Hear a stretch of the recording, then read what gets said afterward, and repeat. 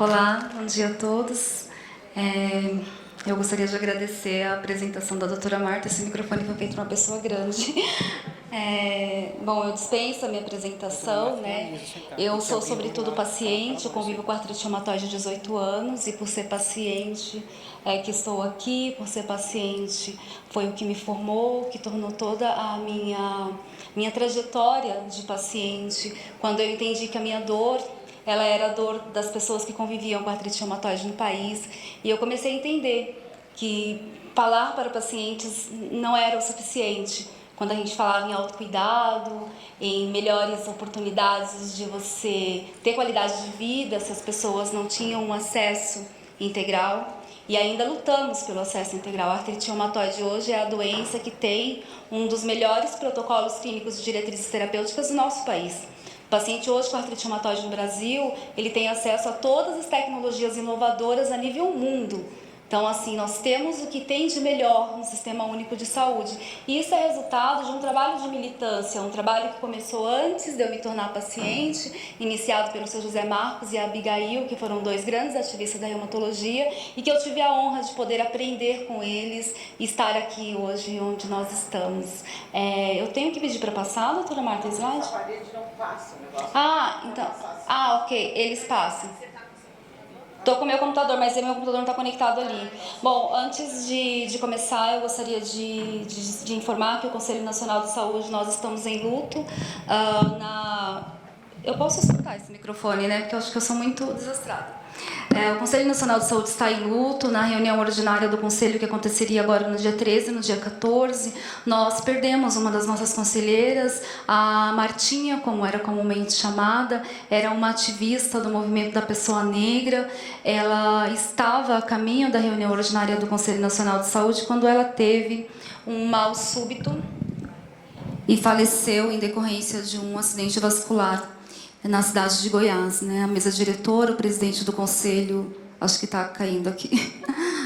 A mesa diretora e o presidente do conselho, eles estão na cidade de Formosa, amparando a família e tratando todos os trâmites de translado. E a gente sempre fala que quando parte um de nós, cada um de nós perdemos um pouquinho e parte junto. O movimento social certamente vai ser muito impactado pela perda da Martinha. Ela era da cidade de Pernambuco.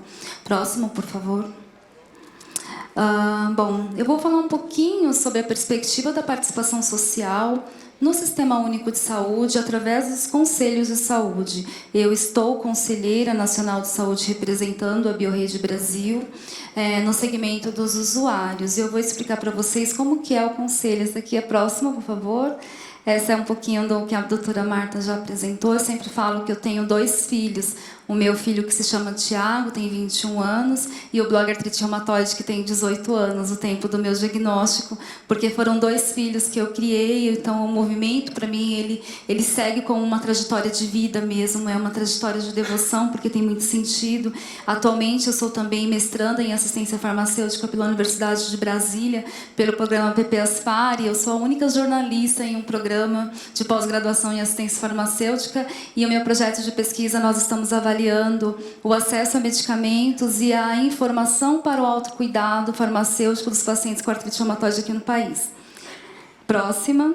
Eu também preciso apresentar a Ana Lúcia. A Ana Lúcia, a maioria de vocês devem conhecer. A Ana é a presidente do Grupo de Apoio ao Paciente Reumático, faz parte da minha composição no Conselho Nacional de Saúde, ela é psicopedagoga, compõe também a mesa diretora do Conselho Nacional de Saúde. Próximo. Bom, essa daqui é uma página que está faltando a Alessandra, tá? Porque a Alessandra, ela está hoje também representando a Associação Brasileira Superando Lúpus no Conselho Nacional de Saúde, na Comissão de Ciência, Tecnologia e Assistência Farmacêutica, mas como ela não faz parte da composição da BioRede nessa representação, eu terminei não colocando, porque senão eu tenho que colocar todos os representantes da Superando. Bom, o Conselho Nacional de Saúde, ele é um âmbito de participação social e nós compomos um colegiado de composições. Então, cada cadeira do Conselho Nacional de Saúde tem 3 representações. Por isso, eu trago para você aqui quem somos. Então, eu tenho uma vaga de segundo suplente e nós trabalhamos em sistema de rodízio. Isso é um acordo de cavalheiros, porque não é regimental. Mas nós, enquanto entidades do controle social, entendemos que a representação ela tem que ter rodízio, porque todos nós devemos aportar e participar. Por isso, hoje, na minha vaga, a Ana Lúcia ela é a titular da vaga, representando a Associação Brasileira Superando o Lúpus. A nossa segunda representante é o Instituto Brasileiro de Defesa do Consumidor, o IDEC, representado pela Ana Navarrete. Eu estou representando a Biorrede Brasil na segunda suplência. E nós temos atualmente a seguinte atuação. Eu estou representando o Conselho Nacional de Saúde na Agência Nacional de Saúde Suplementar, no Comitê Permanente de Regulação de Atenção à Saúde, o COSAúde, como titular, e sou suplente da Fernanda Magano na Câmara de Saúde Suplementar. Atualmente também represento o Conselho Nacional de Saúde desde maio de 2023 no Comitê de Protocolos Clínicos e Diretrizes Terapêuticas da Comissão Nacional de Incorporação de Tecnologia no SUS, a CONITEC, a qual hoje e tem, no período da tarde, a nossa última pauta do dia é a atualização do PCDT de retocolite para a inclusão da mesalazina de 2 gramas, sachê, que foi uma incorporação aprovada. E eu também faço parte da coordenação adjunta da Comissão de Ciência, Tecnologia e Assistência Farmacêutica. A Ana Lúcia, que é a nossa titular, ela é membro da mesa diretora do Conselho Nacional de Saúde e atual coordenadora adjunta da Comissão Nacional de Ética em Pesquisa. Ou seja, a nossa composição, nós estamos em uma representação muito importante, nós temos um trabalho muito grande de estudos, porque estar em uma representação dessa não é chegar para a reunião, ouvir a apresentação e tomar uma decisão. Nós estudamos cada um dos dossiês, a Conitec mensalmente tem 60, 70 documentos para ser lidos, cada documento vai ter ali em média 60 páginas e eu leio todos eles, tá? Então a gente tem, esse é o nosso compromisso com os pacientes brasileiros, nós precisamos ler para poder avaliar tudo que está ali e também ouvir, doutora Marta, o coletivo, porque é muito importante quando você está numa representação dessa. Nós não estamos representando a nossa entidade, nós estamos representando as usuárias e usuários do SUS.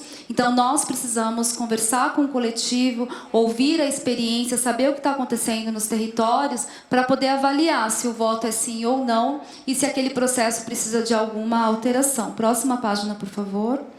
Bom, o SUS ele nasce da Lei 8080, na década de 90. Ele foi o primeiro, a saúde foi o primeiro setor a experimentar uma regulação formada a partir da participação social da coletividade. E na nossa estrutura a gente tem dividido o Conselho Nacional de Saúde, como é o Conselho Nacional de Instância Maior, os Conselhos Estaduais de Saúde, os Conselhos Municipais de Saúde e os Conselhos Locais de Saúde. Para ser membro do Conselho Nacional de Saúde, a entidade ela tem que ter representação nacional e estar representada em 9 entes da federação. Se não houver essa representação, não existe legitimidade para concorrer a uma vaga. As inscrições são abertas de forma democrática, com regimentos divulgadas a cada 3 anos, e a gente tem aí um mandato de 3 anos e se renova no 4º ano e com nova eleição. A participação social, próxima página, por favor. A Constituição Federal de 98 aponta a relevância de inserção da população brasileira na formulação de políticas públicas em defesa do direito à saúde, atribuindo às instâncias populares na fiscalização e controle das ações do Estado, considerando as especificidades de cada região brasileira. Por isso que os membros do Conselho Nacional de Saúde precisam ser entidades de representatividade nacional, porque senão eles poderiam representar somente a sua região e isso não teria uma visão ampla. Próxima. Bom, a gente segue, né, como princípio em todas as nossas tomadas de decisões os princípios do SUS, da universalidade, a integralidade, a equidade, a descentralização e o direito de participação social. Próximo. Bom, aqui é um pouquinho da gestão do SUS, né? A gente tem esse cenário: o realismo, a transparência, o comprometimento coletivo, a atividade de resultados. A participação, ela está diretamente relacionada ao grau de educação e da organização da própria sociedade civil. A maioria de vocês mora perto de uma unidade básica de saúde. As unidades básicas de saúde, elas têm conselhos locais. Os municípios têm conselhos municipais de saúde, e é a partir dos territórios que nascem as proposituras de trabalho para melhoria do Sistema Único de Saúde. Próximo.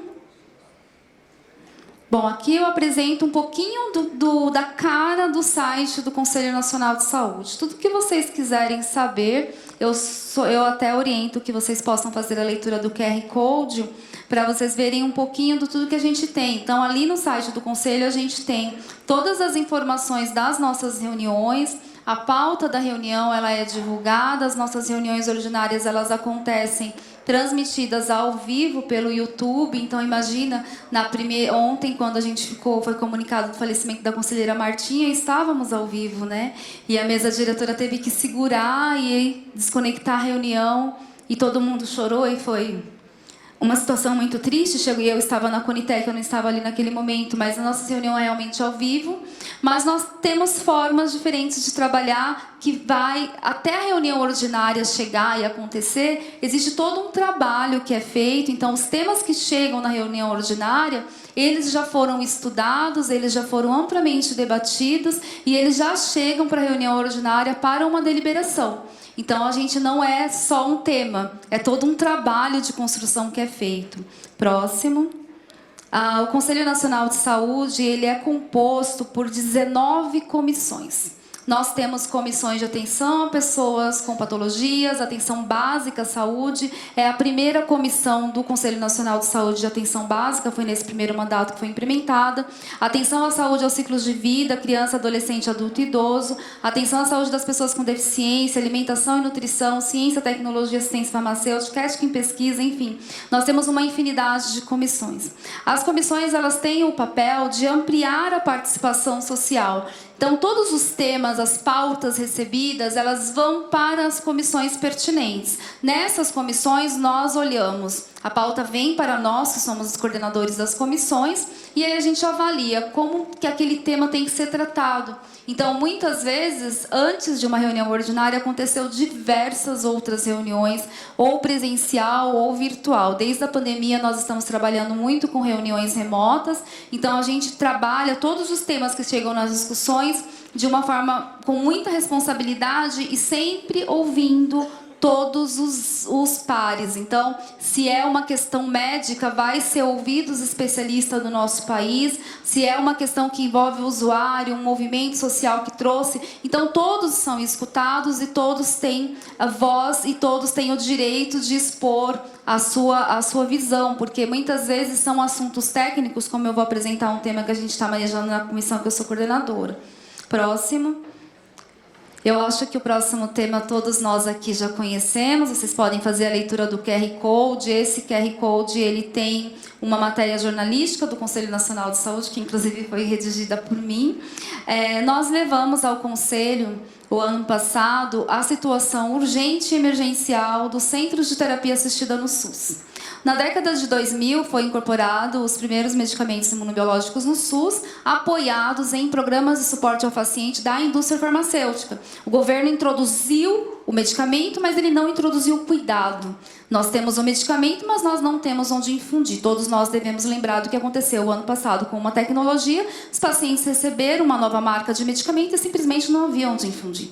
Então, isso está se repetindo e tem se ampliado. Nós temos pelo menos 3 grandes farmacêuticas que encerraram o programa de suporte ao paciente no Brasil, mesmo com o medicamento sendo fornecido, comprado pelo Estado, comprado pelo Ministério da Saúde, não existe mais programa de suporte ao paciente. Então, a gente está recebendo o medicamento imunobiológico e não tem onde infundir. Eu não trouxe essa pesquisa aqui porque senão eu falaria muito tempo, mas a Biorede Brasil realizou uma pesquisa perguntando aos pacientes se havia centro de terapia assistida perto da casa deles. 43% dos usuários respondem que não existe centro de terapia assistida perto da sua casa e nem tampouco nas cidades vizinhas. Nós temos aproximadamente 62% dos pacientes informando que estão com dificuldades de aplicar o seu medicamento imunobiológico por ausência de centro de terapia assistida do SUS. E o mais grave, nós temos aproximadamente 20% dos nossos usuários declaram que deixaram de aplicar o seu medicamento porque não tem viabilidade financeira de recursos próprios para pagar a infusão. A média de pagamento hoje da infusão no sistema privado, aos pacientes está custando entre de R$ 150 a R$ 400. Ressaltando que existem medicamentos que são de uso semanal, quinzenal, mensal, bimestral, semestral. Nós temos pacientes pagando mais do que R$ 400 por mês para aplicar o medicamento fornecido para o SUS. Na avaliação global de impacto orçamentário sobre a renda familiar, esses pacientes declaram que é um alto impacto familiar e na descritiva dessa pesquisa eles descrevem que tem que decidir se compram a comida ou pagam a infusão. Isso é uma vergonha para o Sistema Único de Saúde, porque somente no ano de 2019, o Ministério da Saúde gastou mais de 6 bilhões com a compra de medicamento imunobiológico. E nós temos uma pesquisa do CDMAC, uma publicação já divulgada, em uma grande revista científica, que aponta que, havendo centro de terapia assistida no SUS, para um público de 1.500 pacientes, ocorre uma economia de R$ 189 mil ano. Apenas para 1.500 pacientes. Você imagina isso dentro de todo o componente especializado da assistência farmacêutica de compra centralizada. Próximo. Então, essa é uma demanda que o Conselho Nacional de Saúde... Desculpa, não é 189 mil, é 189 milhões. É muito dinheiro, gente. Então, para 1.500 pacientes, que foi o recorte que o HC fez... E nós levamos isso para o Conselho, uma pauta que a gente levou o ano passado, para vocês observarem a seriedade com que essas pautas são tratadas. Nós viemos falando disso até agora e realizamos uma reunião com todo o Ministério da Saúde presente e a comissão do Conselho e debatemos esse cenário. Então, assim, existe um comprometimento disso. Nós vamos levar agora esse tema para uma reunião ordinária do Conselho Nacional de Saúde e o Ministério da Saúde está compondo um grupo de trabalho para tratar isso de forma emergencial e nós, enquanto Conselho de Saúde, estamos redigindo uma nota técnica com critérios técnicos para a composição de uma tomada de decisão no Ministério. Próximo, acho que já passou, né? Essa aqui, acho que antes, por favor. Bom, próximo. Bom, eu gostaria de falar sobre as conferências de saúde. As conferências de saúde, a minha experiência, eu já participei de 4 conferências nacionais de saúde. Apenas como ouvinte participei de uma e as outras 3 eu participei trabalhando dentro da conferência e a última conferência eu trabalhei tanto que eu não tenho nenhuma foto minha na conferência, né? Estava dentro de uma coordenação de uma comissão. As conferências nacionais de saúde, elas surgem como uma instância que se abre espaço para que a participação social ocorra na formulação das políticas públicas. O Conselho de Saúde, ele tem a função de formular as estratégias e controlar a execução das políticas. Qual é a dinâmica das conferências nacionais de saúde? Elas acontecem com etapas, as etapas são regionais. Primeiro, conferências municipais de saúde, onde a gestão dos municípios não quer que a população participe. Porque se a população for para a Conferência Municipal de Saúde, ela vai apontar todas as falhas e necessidades dos territórios que vai ter que ir obrigatoriamente para a Conferência Estadual de Saúde, que será validada e trazida para Brasília. Então, as formulações e propostas que tem de trabalho do Conselho Nacional de Saúde, ele vem das conferências de saúde. E a gente sabe que, por exemplo, na minha cidade, eu fiquei sabendo da Conferência Municipal de Saúde através do Conselho 2 dias antes. Então, não existe interesse por parte, muitas vezes, da gestão, porque os conselhos municipais de saúde, na maioria das vezes, o presidente é alguém de uma cumpicha política. A gente não pode deixar de contar isso. No Conselho Nacional de Saúde, isso não acontece. A gente tem o Ministério da Saúde, ele tem assento como conselheiro. A ministra da Saúde, ela é conselheira nacional de saúde. Mas nós não temos uma influência. Se houver uma desassistência por parte do Ministério da Saúde, o controle social vai lutar. E nos territórios, muitas vezes, não é isso que acontece. O conselho ele é formado por cargos de indicações. Então, nós precisamos ficar muito vigilantes sobre os processos democráticos de formação dos conselhos nos territórios. Próximo. Então, essa é a foto da conferência. Próxima, por favor. Conferência Nacional de Saúde, 17ª Conferência Nacional de Saúde, 6.500 pessoas aqui em Brasília. Nós tivemos presença do presidente, da ministra da Saúde, do Zé Gotinha e de todo mundo. Nessa conferência foram liberados alguns recursos que estavam já bastante prejudicados, como recursos de saúde mental, os CAPs, enfim. É uma conferência muito importante e, assim, na minha experiência de controle social, a Conferência Nacional de Saúde é a o maior movimento do controle social e, assim, é só quem participa para saber o que tem ali dentro e como que tudo isso constrói. E a gente sabe que ali é o povo do nosso país que está falando o que está precisando nos territórios, e aí você consegue ter um cenário de verdade do que acontece no Brasil. Próxima. As fotos ficaram ruins, não sei por que aí, mas coisas da tecnologia. Próxima.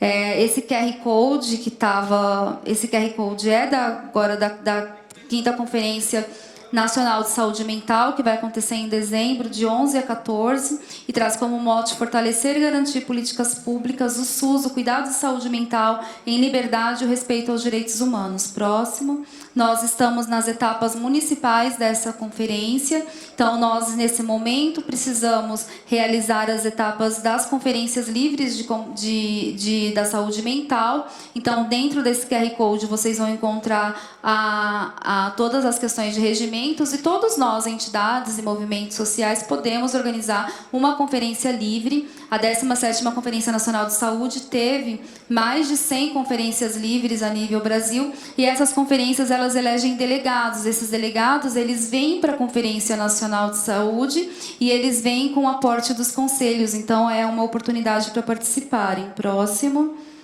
Bom, a gente tem alguns eixos que vocês também podem consultar depois. Meu tempo deve estar acabando. Próximo. Aqui esse daqui é o regimento Próximo, por favor. Aí a gente tem o regimento das conferências livres, que também está no mesmo QR Code.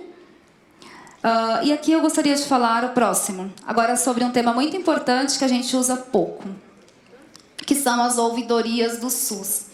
As ouvidorias, elas são um sistema, um mecanismo de participação social em que nós, usuários... Quem aqui já fez um relato na ouvidoria do SUS? Temos bastante, vocês são bem informados. É o setor responsável por receber reclamações, denúncias, sugestões, elogios. Elogios, gente. A gente nunca vai lá na ouvidoria falar bem dos profissionais. Os profissionais do SUS, eles não estão no SUS porque eles ganham bem. Eles estão no SUS porque eles têm devoção e amor ao povo brasileiro. A gente teve uma reunião da Conitec que infelizmente eu posso dizer isso porque está público, o representante do CFM, do Conselho Federal de Medicina, ele foi agressivo com um médico do SUS. E eu tive que falar, eu estou ali para representar usuários, e ele disse, era uma doença rara, e o médico do SUS disse assim, que ele trata pessoas com aquela doença há mais de 30 anos. E ele falou realmente muito emocionado que o uso do acesso à tecnologia trouxe oportunidades de vida e qualidade de vida jamais vista na história do tratamento daquela doença. E ele mostrou a vida dessas famílias, a evolução eram pessoas, crianças que começaram, hoje são adultos, sabe? E podem sentar no chão, podem falar sem oxigênio, podem correr, que nunca tinham podido. E aí ele falou com muita emoção. E aí o membro do CFM, o Dr. Júlio, disse que o convidado do NATS não estava ali para trazer um discurso emocionado, que o especialista tem que trazer um discurso técnico. Mas todos que trabalham no SUS sabem que aquele especialista não está ali há 30 anos tratando doenças raras porque ele tem a melhor remuneração possível. Ele está ali porque ele tem amor ao que ele faz, amor à ciência, amor ao SUS, amor ao próximo. Porque senão ele não estaria em um centro de doenças raras do SUS. Então a gente teve que defender, e isso é um mote do Conselho, respeitar o paciente testemunho, respeitar o convidado, porque eles representam o que está no território, e nós que dependemos dos usuários, é impossível a gente não falar emocionado, porque as pessoas estão morrendo. Nós estamos falando de vidas, de qualidade, de oportunidades de vida. Então, as ouvidorias, elas são uma instância que apontam o que precisa ser melhorado no SUS. A gente fala muitas vezes que falta medicamento. Eu tenho muito orgulho quando eu abro a ouvidoria do SUS e eu vejo lá os relatos de falta de medicamento. A artrite reumatoide está sempre presente. Porque a gente orienta as pessoas a registrar tudo que está rolando no SUS na ouvidoria. Se a gente não registra na ouvidoria, a gente não está gerando indicadores. Sem registro na ouvidoria, como se o sistema tivesse perfeito.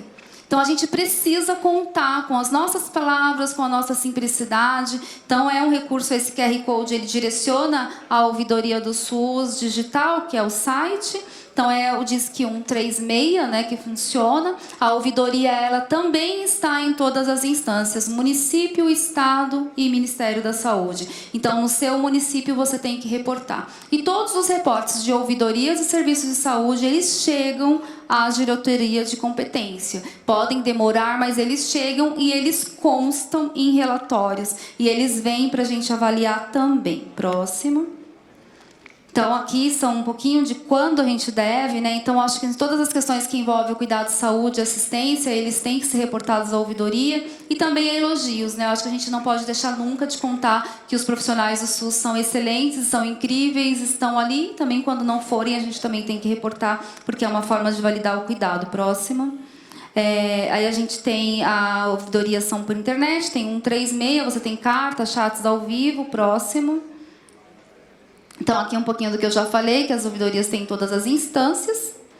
E a última página é uma questão que isso para mim está muito forte desde quando eu assumi a representação do Conselho na Conitec, é que as pessoas com doenças crônicas precisam que o SUS, além de fornecer medicamentos, tenha garantias de cuidados integrais. Hoje o que a gente está vendo é discussão de medicamentos, produtos e procedimentos totalmente desalinhado com o cuidado. Então, assim, eu tenho 500 mil surtos em cada reuniões, porque não é a Conitec, mas é a estrutura de ATS do nosso país, que ela vem totalmente desvinculada disso.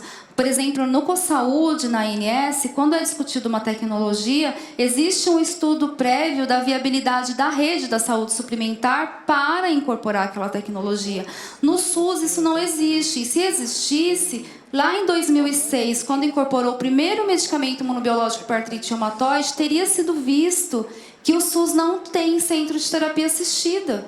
Então, a gente está falando de um recurso que pega um percentual absurdo do componente especializado da assistência farmacêutica, que são os medicamentos imunobiológicos, e a rede de cuidado não foi estruturada. Então, a gente precisa que essas inclusões elas sejam de verdade voltadas às necessidades que precisa para que seja implementada, né? Então, eu acho que se a gente não vai discutir cuidado, protocolo clínico e diretrizes terapêuticas deveria chamar protocolo clínico e diretrizes de medicamentos, porque ele só fala como usar o medicamento. Ele não entende que o medicamento, para ser usado, precisa de cuidado. Ele precisa de cuidado farmacêutico. A maioria de nós tem uma pesquisa da Biorrede que conta que 10% dos pacientes atendidos na assistência farmacêutica do Brasil já estiveram na frente de um farmacêutico. Isso é um absurdo, porque são medicamentos complexos e precisa estar inserida uma rede de cuidado nisso. Gente, super obrigada.